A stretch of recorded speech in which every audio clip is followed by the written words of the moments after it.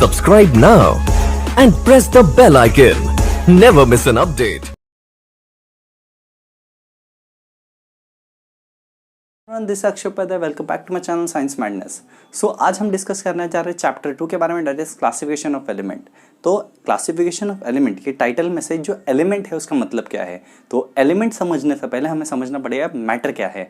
तो मैटर क्या है? Matter is anything which has mass and occupy space. मतलब हर वो चीज़ जिसके पास खुद का मास है एंड वो स्पेस ऑक्यूपाई करता है, वो है मैटर। सो ये समझ में आ गया कि मैटर क्या है। अब मैटर के दो टाइप होते हैं, प्योर मैटर और इम्प्योर मैटर, या फिर pure substances and impure substances. तो जो प्योर सब्सटेंसेस होते हैं इसमें दो टाइप होते हैं, that is elements and compounds, and जो इम्प्योर सब्सटेंस होता है वो होता है मिक्सचर। ओके, सो हमें समझना है प्योर सब्सटेंस के बारे में, दैट इज एलिमेंट। याद रखना है कंपाउंड्स बनाने के लिए हमें एलिमेंट्स की जरूरत है। मतलब दो अलग अलग या दो से ज़्यादा एलिमेंट्स अगर हम कंबाइन कर दें तो एक कंपाउंड बन जाता है। बट अगर मुझे एलिमेंट बनाना है तो मुझे एटम्स की ज़रूरत पड़ेगी। ओके, सो एलिमेंट्स किससे बने हुए हैं? एटम से। मतलब एलिमेंट्स को और छोटे कॉन्स्टिट्यूएंट्स में हम लोग डिवाइड नहीं कर सकते।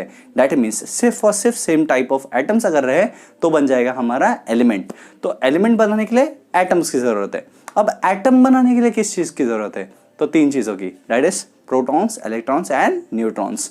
तो प्रोटॉन, इलेक्ट्रॉन और न्यूट्रॉन, ये तीन चीज़ें अगर हो तो हम बना सकते हैं एलिमेंट, राइट। तो सेम टाइप ऑफ एटम से बना हुआ होता है एक एलिमेंट।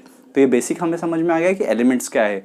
तो elements day to day life में है, यस है ना। मैटर हर जगह पे है तो एलिमेंट्स भी हर जगह पर है। सिंपल सी बात। या लेट्स स्टार्ट। तो अगर आपने अभी ब्रीद इन किया है, ऑब्वियसली किया होगा, तो उसमें क्या किया आपने? आपने एलिमेंट्स को इनहेल किया है। एग्जाम्पल दे रहा हूं बस। इसका मतलब क्या है? Oxygen, argon, nitrogen etcetera etcetera, इस टाइप के जो कॉन्स्टिट्यूएंट्स है उनको तुमने अभी ही क्या किया है? इनहेल किया है। इसका मतलब क्या हो रहा है? इसका मतलब एलिमेंट्स को हमने इनहेल कर दिया।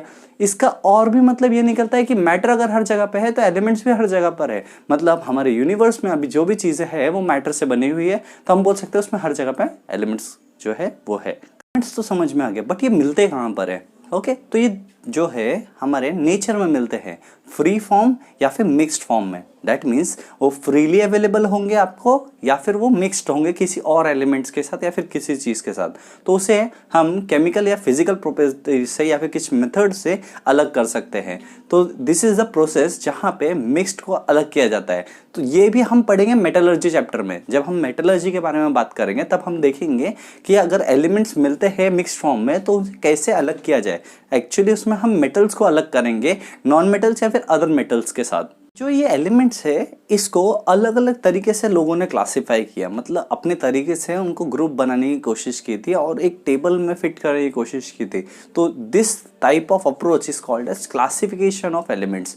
मतलब एलिमेंट्स को हम क्लासीफाई कर रहे थे, क्लासेस बना रहे थे और उसमें सेट कर रहे थे कुछ उनके फिजिकल या फिर उनके केमिकल प्रॉपर्टीज को लेते हुए। तो अर्लीस्ट नोन अटेम्प्ट है या फिर बोल सकते हैं अर्लीस्ट नोन क्लासिफिकेशन जो है वो 30 एलिमेंट्स के लिए है। बट उसमें एक डिफेक्ट ये था कि वो सिर्फ और सिर्फ मेटल्स और नॉन मेटल्स के बेस पे क्लासिफिकेशन किया हुआ था। वहाँ पे कोई भी पर्टिकुलर एक प्रोटोटाइप नहीं था मेटालॉइड्स के लिए। डैट मीन्स मेटालॉइड का कोई प्लेसमेंट वहाँ पे नहीं था, ना डिस्कशन था उसके ऊपर। मेटालॉइड्स क्या होते हैं? मेटालॉइड्स वो होते हैं जिसका प्रॉपर्टी जो है मेटल से एंड नॉन मेटल से मिलता होता है। दैट मीन्स कुछ प्रॉपर्टीज मेटल्स की होती है और कुछ प्रॉपर्टीज नॉन मेटल्स की होती है, बट उनका कोई प्लेसमेंट नहीं था।